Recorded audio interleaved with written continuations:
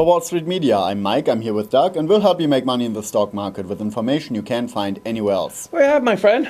News and highlights, news and highlights. First up, we have Charles Gassenheimer, Chairman and CEO of Enerone, ticker HEV, explained that they are prepared to open a new plant in Indiana with the expected grant from the Energy Department.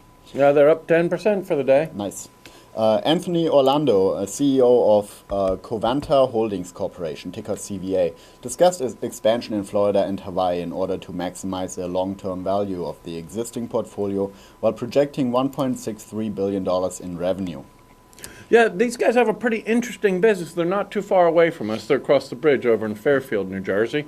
Okay.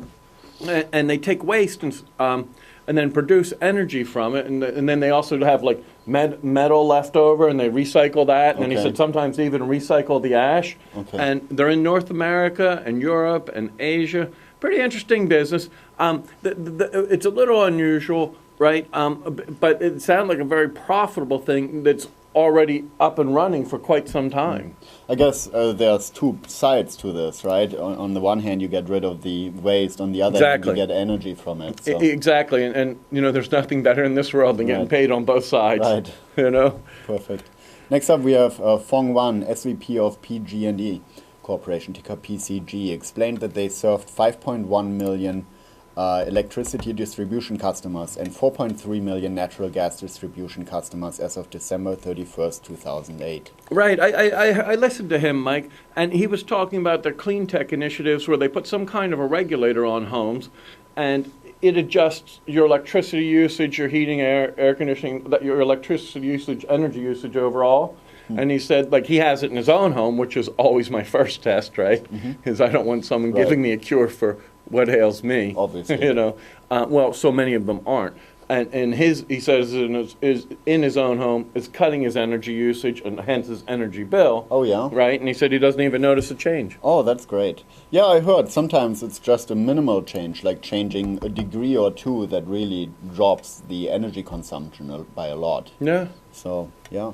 I guess it's like equivalent to like leaving your VCR or your TV, your instant on appliances on. I don't really know that much about it, but it sounded like a pretty good idea by a pretty large company. Great.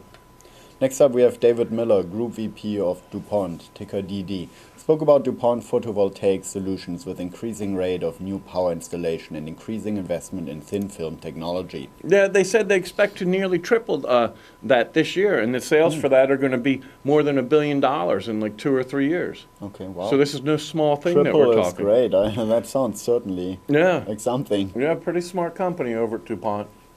Eric Freiwald, President and CEO of Nalco Holdings Company, ticker NLC, today introduced their new technology 3D Tracer, the boiler cooling system, which has opened an entirely new market for them. Yeah, these guys are spiking up. This is supposed to be, and this is more up your alley than mine, but it's an engineering thing where it's supposed to be able to detect problems in the boiler cooling system, the whole system throughout, right, the environment, before they actually happen. So you're not coming out always to this happened. Because repairs are really costly. Right, you have to shut down whatever you're doing and then fix it, and you have damages. Right, and they really thought this was something, and this is another one. You know, they're up a little bit today, but I thought he made some pretty good points. Great. Now, I'm going to tell you a couple other things. I just read, and I'll post a link on the site. Come back to the site, wsmco.com. The greatest research from Todd Sullivan, right, on GGP, which I've traded based on him and Canal from StockTwits.com, to great profit. I sold some yesterday for a very nice profit. But while you're watching this, I have an order in based on his great research. Okay. Okay. I think this is going to be the next one I get from StockTwits. Can you tell us a little bit about GGP? They own tons of shopping centers and malls. Okay. Okay. And Bill Ackman, who's a big fund manager, is trying to get a seat on the board. But Todd Sullivan analyzes why he thinks they'll go Chapter 11 and not wipe out the shareholders. Okay. Okay. And that's a big risk, right? Commercial real estate is teetering, man. Boston Property stopped building on 55th Street here. You know, cranes in the air kind of stopped building, right?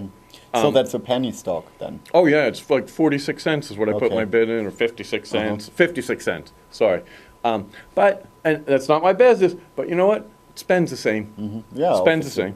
And You just buy more of them. yeah, yeah. Sold a Blockbuster yesterday for 76% gain. And that was a penny stock. But you know what? It won't be pennies that I made, you know, and it's not going to be on this one. I'm buying this one. Come back to the website, follow us free on Twitter, and I'll put a link up now. So by the time you see this, there'll be a link on the site too. Is great research.